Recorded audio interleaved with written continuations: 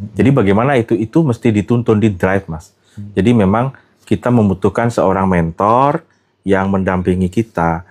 Mentor ini janganlah dilihat sebagai guru, Mas, namun guide. Guide itu kan orang yang sudah jalan ke sana dan dia sudah bolak-balik. Jadi dia nemeni kita berjalan. Itu akan lebih ramah ketimbang mentor. Kalau mentor atau guru itu seolah-olah menggurui. Jadi saya lebih nyaman menggunakan guide gitu. Jadi kita perlu guiding bagaimana berjalan dari kepala menuju hati. Iya.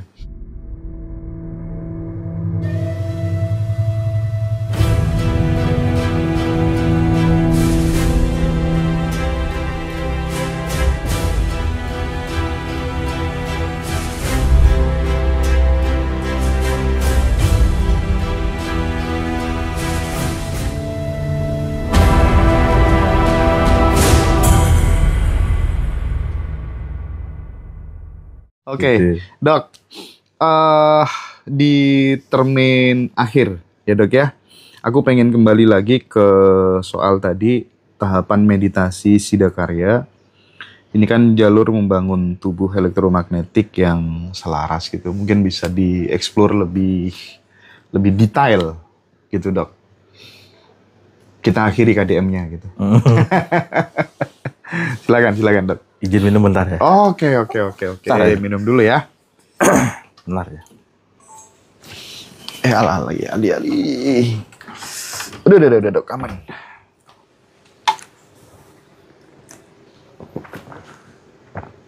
Itu nggak apa-apa ya, Mas ya? Ngomongin KDM itu ya, campur-campur itu nggak apa-apa ya? Oh, nggak apa-apa lah. Tapi justru pemirsa ini ya, nggak tegang gitu ya? Iya lah. Kita ya sesuatu yang baik itu harus kita. Iya. Tapi kalau serius terus mereka nggak suka biasanya.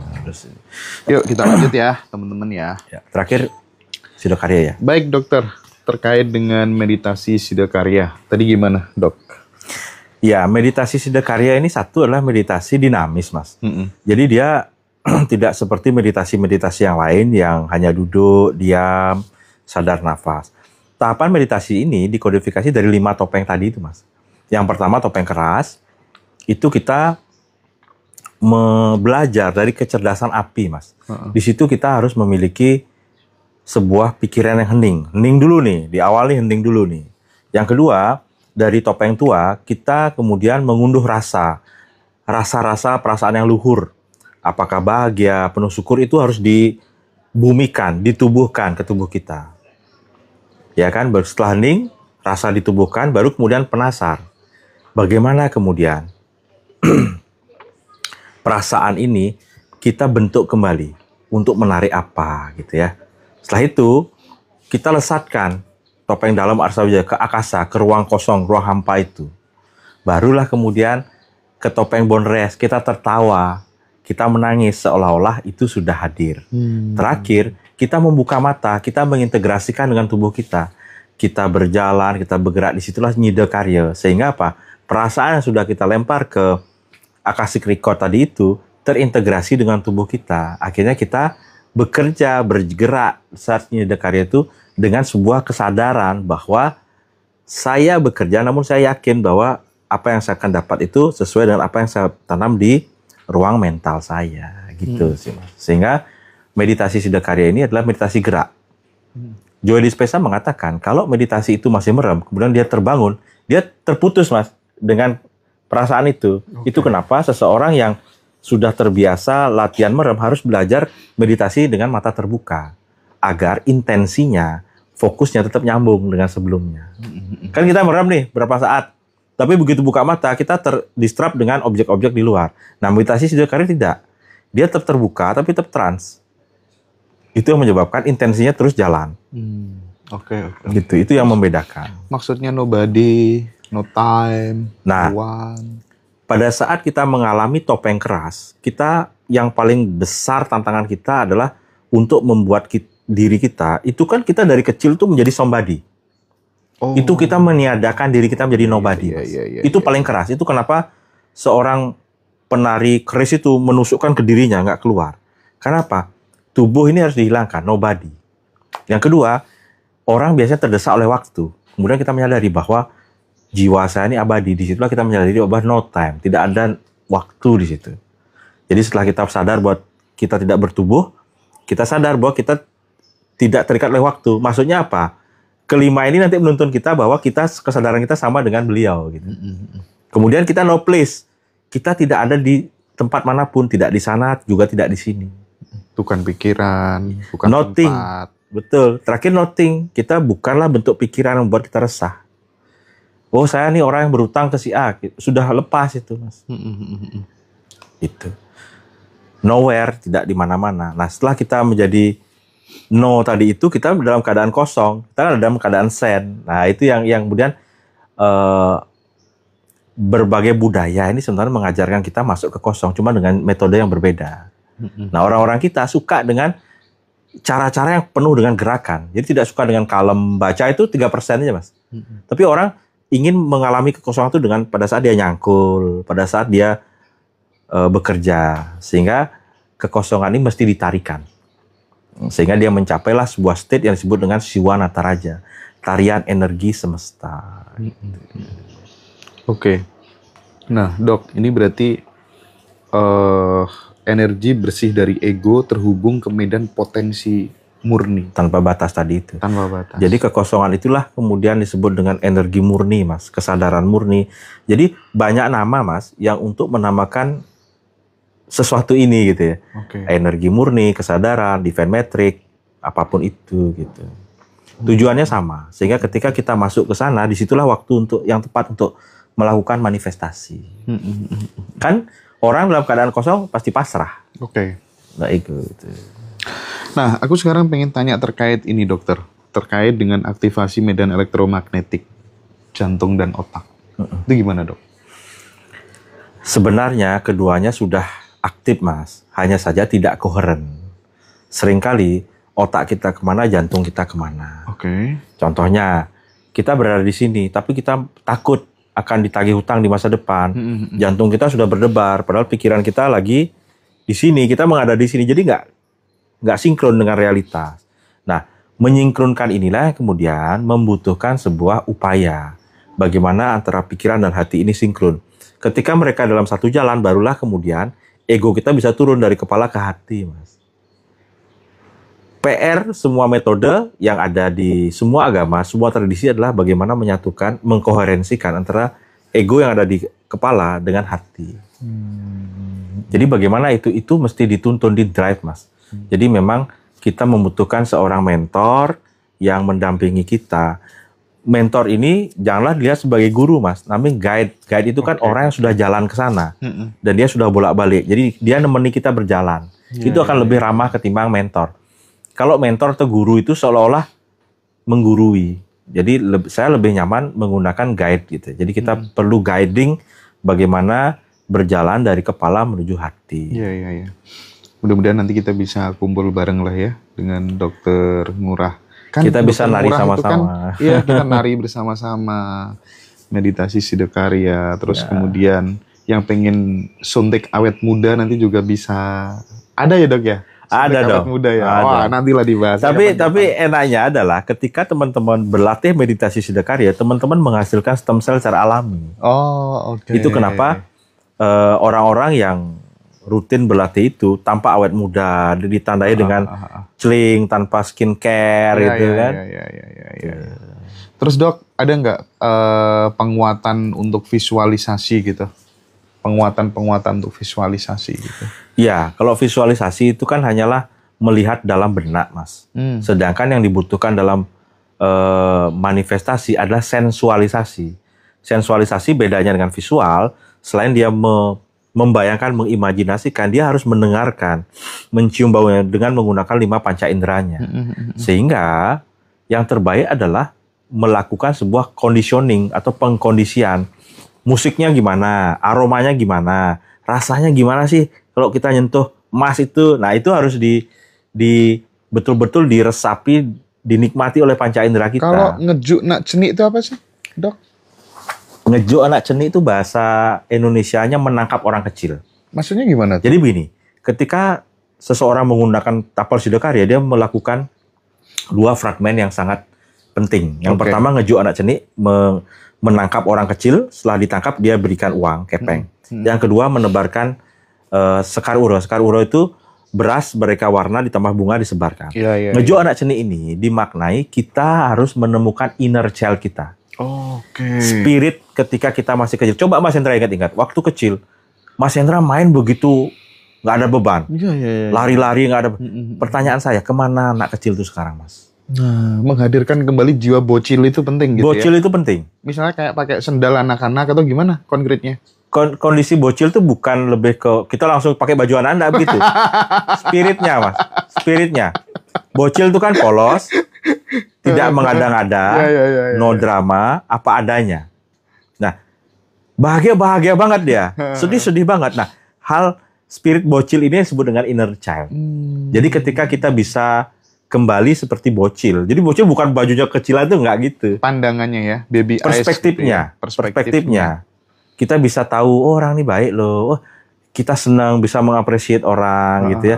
Itulah jiwa itu yang mesti dimunculkan. Pemurnian gitu, memandang itu apa adanya gitu. Persis. Tanpa kemudian konsepsi-konsepsi. Betul. Oke. Menurut penelitian, anak-anak yang di bawah 12 tahun itu antara otak dan hatinya masih satu, Mas. Masih terkoneksi dengan baik. Jadi apa yang dipikirkan begitulah hatinya. Berbeda dengan kita. Belum tercerai. Iya, kan kita karena sekolah, karena edukasi macam-macam.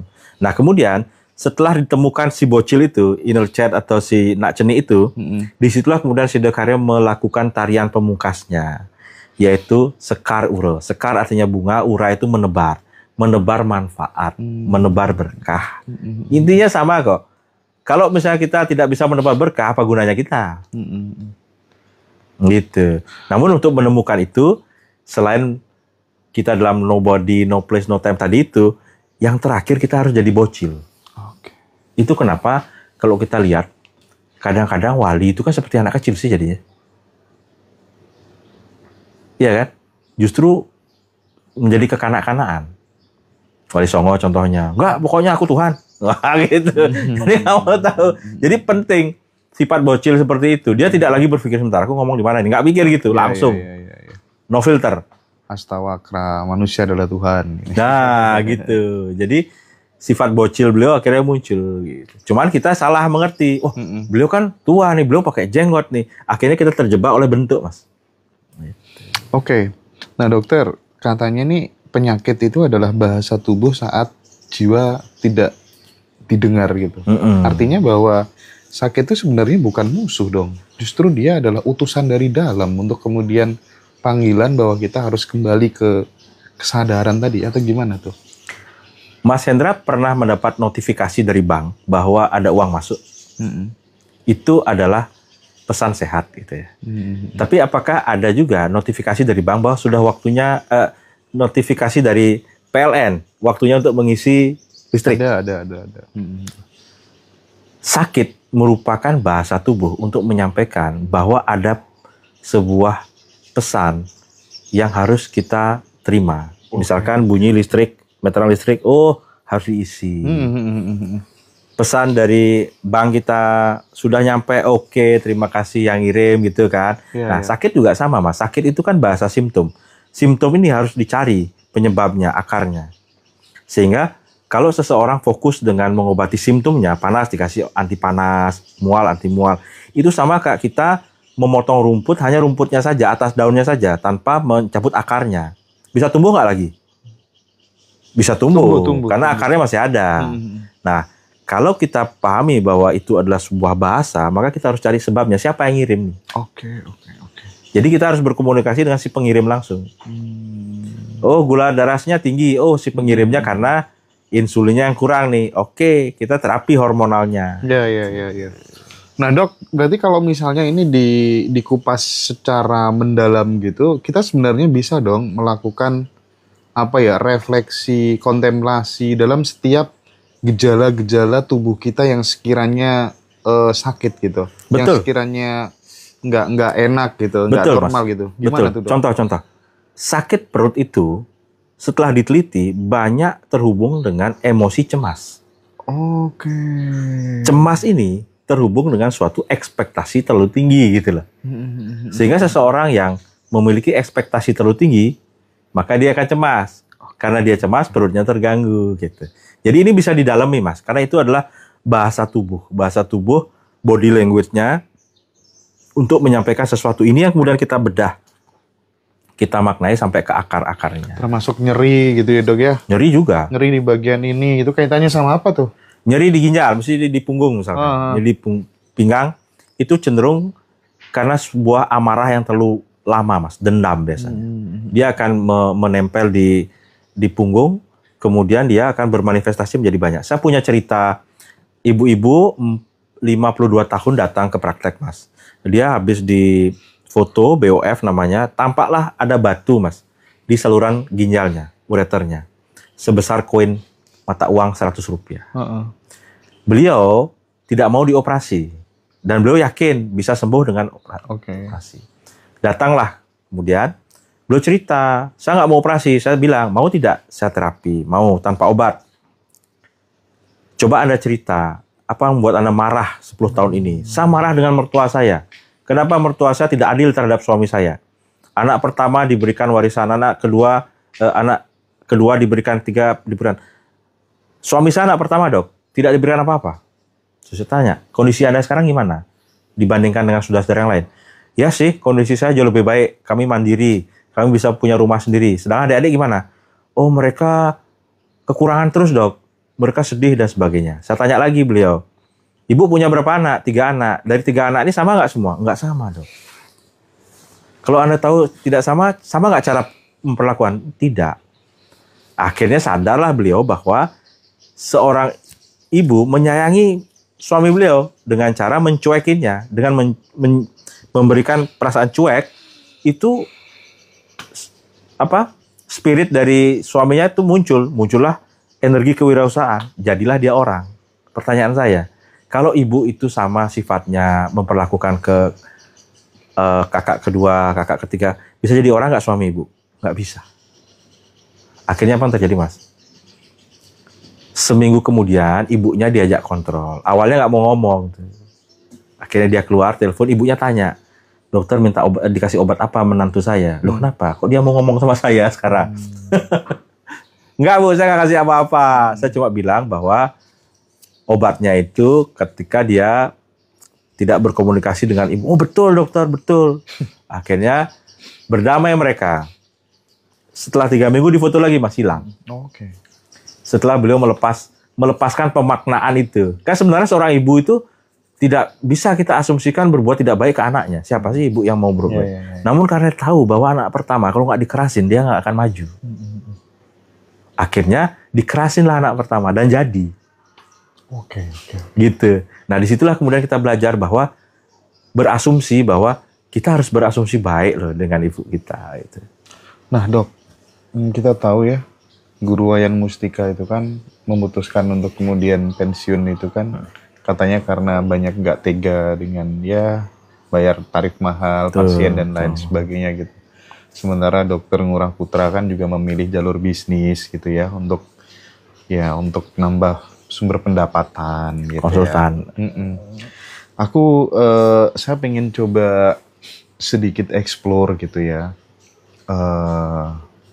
Apa sih yang membedakan Dokter Ngurah Putra dengan dokter-dokter yang lainnya gitu? Ada janji nggak dengan nuraninya sendiri? Aku pengen jadi dokter yang berbeda dari dokter-dokter yang lainnya gitu. Sebenarnya, iya, saya juga kalau ngomong soal dokter, polisi itu pengennya ya tahu sendiri lah ya, kita paham. Tahu sama tahu lah ya dok ya. Gimana dok? Hanya yang tahu-tahu saja ya. Jadi gini Mas Hendra. Banyak fannya dokter baru sekarang, banyak banget. Oh, thank you. Jadi begini Mas Hendra. Saya kecil itu hidup di Desa Marga namanya Mas Hendra. Dan saya punya kakek nenek yang sangat menjadi panutan saya. Suatu saat nenek itu tergigit Scorpio. Diobati oleh tabib saja. Akhirnya gangren dan harus putus gitu. Nah, beliau kan akhirnya tidak punya kaki satu, Mas. Ketika beliau sakit, keluarga susah untuk bawa karena harus digendong. Serba terbatas. Nah, sulit bagi kami untuk mendapatkan dokter yang mau diajak ke rumah, Mas. Disitulah kemudian saya berjanji dalam hati saya. Saya akan menjadi dokter yang hadir di tempat orang-orang yang membutuhkan. Nah, itu kenapa waktu saya lulus, saya mewakafkan diri saya kepada seluruh pendeta yang ada di Klungkung. Ketika beliau sakit, semua agama nih, telepon saya datang. Jadi saya tidak membiarkan para kiai, ustadz, pendeta untuk datang ke rumah sakit, tidak. Kecuali beliau sakit sekali, kami yang jemput pakai ambulan. Sejak saat itulah saya dikenal sebagai dokter murah gitu ya. Kemudian yang kedua, saya ingin menjadi dokter yang memahami bagaimana pengobatan energi itu. Kenapa? Saya adalah anak dari ibu yang dituduh bisa santet. Saya melihat bagaimana ibu saya dipojokkan, bagaimana ibu saya dituduh ini itu gitu ya. Jadi saya pasien dulu, Mas. Nah, karena pengalaman itu akhirnya saya sedikit curiosity mempelajari hal-hal yang seperti ini. Sampai kemudian terjawab, oh ini penyebabnya. Jadi saya bisa memberikan sebuah keterangan kepada pasien-pasien saya, nggak betul kok saudaramu yang menyakiti itu, nggak betul kok. Yang buat kamu sakit itu kamu kok, saya bilang gitu. Jangan salahkan saudaramu, iparmu, nggak kok, saya bilang gitu. Kamu yang mengizinkan diri kamu untuk disakiti oleh perilaku mereka, saya bilang gitu. Oke, sekarang datangkan mereka semua. Saya berikan penjelasan semua, sehingga clear, tidak ada fitnah di situ. Jadi di saat ini, Mas, banyak sekali keluarga yang tercerai berai gara-gara sakit yang diakibatkan santet. Betul. Ini keluargamu loh, ini ipar loh. Saya bilang nggak bisa, saya jadi jaminan. Saya ada di posisi itu, Anda jangan begitu. Toh pun betul dia mengirimkan santet, salahmu. Karena kamu percaya, saya bilang gitu. Jadi saya betul-betul didik mereka bahwa kuasa Anda disantet, nggak disantet itu ada di Anda. Dan itu tidak semenyeramkan yang Anda kira. Nah, saya berikan pengertian itu, akhirnya beliau, oh iya ya juga. Akhirnya dia, oh saya merasa lebih baik setelah diberikan batu. Udah, ini kan adalah alat saja, alat bantu saja. Selebihnya kamu harus percaya pada dirimu sendiri. Di awal boleh lah. Kan di awal, Mas, ketika dia sakit, dia butuh pegangan. Iya. Saya kasih aqua, Mas, saya doakan. Padahal saya nggak doain apa-apa. Serius. Sudah kamu bawa, apa ini deh, kan biasanya syaratnya aneh-aneh kan. 12 mata air itu agar dia lelah gitu. Kenapa sih aku harus melelahkan diri sedangkan semuanya ada di dalam diriku gitu. Nah, message itu harus disampaikan. Dengan cara membuat dia lelah, pikirannya lelah. Kasih syarat yang aneh-aneh. Disitulah kemudian kita maknai. Ini loh maknanya. Sebenarnya Anda nggak usah kemana-mana. Anda hanya perlu duduk hening, meyakini bahwa semua itu karena kita. Gitu. Nah, itu yang akhirnya membedakan saya, Mas. Sehingga saat ini saya lebih nyaman menjadi konsultan di rumah sakit untuk medical wellness, untuk meditasi, untuk orang senang lah. Jadi saya mendapatkan penghasilan dari orang-orang yang happy. Dengan orang, saya mau ikut meditasi, saya mau retreat, ayo kita happy-happy. Saya menjadi guiding. Saya nggak mau disebut guru, Mas. Kenapa? Guiding itu enak. Kenapa? Karena itu rumahmu. Jadi saya tidak menempatkan diri saya sebagai walid, itu enggak ya, tapi sebagai guiding. Walid. Guiding lebih enak, Mas. Karena kalau manusia itu dijadikan guru, kadang-kadang egonya besar dan dia akhirnya lupa. Kalau guide, ya kita guide pelayan. Kita tahu ya memang penjelasan yang disampaikan dokter kepada pasien terkait dengan energi tadi yang dipahami sebagai santet itu penting banget ya, karena ya kita tahu ini kaitannya sama SDM juga kan ya. Ya, SDM masyarakat kita gitu ya. Oh, jangankan begitu, Mas. Pejabat tinggi itu banyak loh yang begitu. Namun kita harus mirroring. Jadi begitu ada masalah kita nggak boleh judgement begitu. Jadi kadang saya masuk dulu, pahami dulu mapping petanya yang dia yakini ini 1, 2, 3, 4. Setelah keyakinan kita dapatkan baru saya breakdown. Oke, kita coba untuk merekonstruksi keyakinan nomor 1, nomor 2. Setelah clear semua baru terjadi perubahan. Oke. Jadi berbasic dari keyakinan mereka yang harus kita rubah. Oke, Dok. Final question, Dok. Jadi merestart kehidupan. Kita kan setiap malam kan tertidur nih. Tidur gitu kan ya. Terus kemudian besoknya kita terbangun. Kadang kita masih membawa emosi-emosi di hari yang lalu gitu. Vibrasi-vibrasi. Residu-residu. Di hari-hari sebelumnya gitu. Padahal harusnya ketika pagi hari itu kemudian kita mengirimkan pesan kepada tubuh, kepada semesta. Aku ingin hari ini sangat tenang, semuanya lancar, damai, penuh cinta. Itu katanya bisa berpengaruh terhadap jalan hidup kita selama 1 hari sampai malam gitu. Nah, restart seperti itu kadang kita abaikan gitu. Nah, gimana perspektifnya Dokter Ngurah tentang hal ini? Ada 4 cara ya Mas ya. 4 cara orang yang dengan pikirannya meditasi, safe gitu ya, pelepasan rilis. Banyak di antara kita itu kan nggak bisa dengan melepas begitu, dengan pikiran. Nah, maka saya berbagi tips yang paling mudah, Mas. Yaitu dengan berbicara dengan tanaman, Mas. Sore setiap kali teman-teman datang dari kerja, ketemu macet, ketemu politik office apapun itu, bertemulah dengan tanaman di rumah. Siram mereka, curhat sama mereka, titipkan semua beban itu di mereka. Ajak mereka bicara, aku tadi begini loh, begitu loh, tapi ya sudahlah, itu sudah terjadi. Titipkan sama mereka. Nah, begitu kita masuk kembali ke rumah, kita sudah kosong kembali. Jadi jangan pelepasannya pagi, Mas.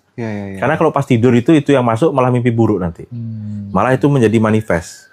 Apalagi kalau misalkan kita pikirkan itu 30 menit sebelum tidur, malah nanti masuk ke alfa theta. Tapi memulai pagi hari itu dengan kehadiran, dengan kesadaran, itu sangat penting ya dokter ya? Sangat. Karena pagi hari itu kita kan memulai hari. Jadi kalau mood sudah bagus di pagi hari, 1 hari itu enak semua. Ya kan? Itu sih. Ya toh? Jadi bagaimana kita mengkondisikan, ini adalah aktif Mas. Pekerjaan yang aktif, disengaja. Nggak bisa, oh hari ini kok aku bad mood, ya nggak bisa begitu. Harus kita buat mood kita baik. Mendengar musik lah, bergerak lah. Kalau saya, mohon maaf nih, agak berbeda sedikit caranya. Gimana? Saya harus berpelukan dengan istri saya, skin to skin. Skin to skin, saya nggak pakai baju, dia nggak pakai baju, ada pelukan. Pelukan aja sudah. Makasih ya, Ma. 10 menit. Sebenarnya itu soal pola kecocokan masing-masing. Kecocokan masing-masing. Ada yang olahraga. Teman saya olahraga. Kemudian kalau anak saya harus usap-usap, peluk-peluk. Itu dia langsung moodnya bagus. Jadi anak-anak pun perlu dikasih tahu, kamu harus bagus moodnya. Jadi jangan pagi, kok dibangunin sih? Jangan begitu. Langsung kita buat dia moodnya bagus. Wah ini. Cium-cium dia, kasih dia apresiasi. Pelajaran berharga ya sore hari ini ya, sahabat-sahabat. Oke, dokter. Sebagai closing, dalam 1 hari itu kan terkadang ya kita itu butuh suara-suara yang munculnya dari kedalaman jiwa.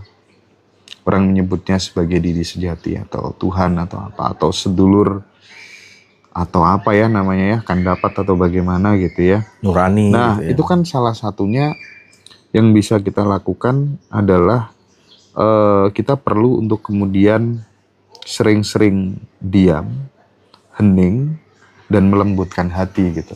Tips untuk melembutkan hati itu gimana sih dok? Tips melembutkan hati yakni meluangkan waktu Mas. Jadi harus ada me time, orang bilangnya Mas sekarang, me time. Jadi itu penting loh. Jadi kalau tidak ada waktu me time, 1 jam itu harus Anda dedikasikan untuk diri sendiri loh, me time loh. Me time Anda boleh bersih-bersih, boleh bernyanyi, boleh nyalon. Kalau saya, me time saya sama tanaman. Sama tanaman, lari itu wajib 1 jam. Jadi awal mula kita melembutkan hati adalah me time. Jadi jangan terlalu keras dengan hidup lah. Jadi harus me time. Ada bapak-bapak yang kerja pancing tulang, pijet lah Anda. Panggil tukang pijet desa. Pijet yang halal ya? Halal. Saya punya Pak Mangku. Saya Pak Mangku Darmo namanya, Mas Hendra. Itu beliau pemangku. Jadi beliau itu sebelum mijet itu Mas, hening dulu Mas. Wah, mantap. Setelah itu mohon izin ya Turah. Akhirnya beliau pijat. Nah, beliau itu tahu, oh ini kayaknya sakit Turah. Jadi by intuitif. Oh, bisa dipanggil ya dok ya? Oh iya, dan bayarannya seikhlas kita. Waduh. Berapa Pak Mangku? Wah, berapapun boleh. Wah, saya orang ini. Nah, akhirnya kita kan merasa berlimpah nih. Malah ngasih banyak. Malah ngasih banyak. Pastilah. Enak sekali. Mas Hendra harus coba. Dan kalau bisa, jangan di hotel Mas Hendra. Nanti Mas Hendra saya antar ke kampung saya. Karena begini, bau kampung sama hotel kan beda. Bau tanah, kemudian ada bau semerbak bunga rampai. Emang nggak mau dipanggil di hotel? Mau sih. Oh mau ya. Cuman menurut saya cocoknya dia itu di kampung. Tapi kalau mau di hotel bisa Pak Mangku ini. Itu lo kasihan tadi. Saya ini jomblo, nggak bisa latihan pelukan, nggak ada yang diajak pelukan. Boleh pakai guling dulu kan? Bayangin gulingnya ini gitu. Ya, tapi ini serius Mas, bapak-bapak, ibu-ibu yang masih menikah dan sehat saat ini, seperti yang saya cerita itu. Jadi teman-teman, waktu saya koas itu, saya cerita sama Mas Hendra bahwa saya mewawancara orang yang mau meninggal itu kan. Ini sebagai penutup ya. Saya tanya, Bapak Ibu kalau boleh mengulang waktu dan sehat, mau melakukan apa? Bayangan saya kan berdoa lebih banyak. Ternyata enggak. Satu, lakukan apa yang kamu suka. Yang kedua ini yang menurut saya ada hubungan sama pelukan tadi itu. Saya akan lebih sering bilang I love you kepada pasangan saya. Jadi saya sejak saat itu agak lebih sering Mas memeluk istri Mas, memeluk istri, anak gitu. Karena kita nggak tahu tuh kapan hari kita akan tidak menubuh lagi kan. Luar biasa. Yuk teman-teman sering-sering bilang I love you ya ke pasangan. Iya, teman-teman sering bilang I love you gitu ya. Makasih dokter sudah mengingatkan sahabat semuanya di Ngaji Roso gitu ya. Perspektif yang universal, yang unik ya, yang konstruktif untuk kemajuan spiritual dan finansial, sangat berbobot, penuh makna ya, mudah-mudahan membawa manfaat, arti dan guna buat sahabat semua. Dokter, sehat, sukses selalu ya. Matur suwun.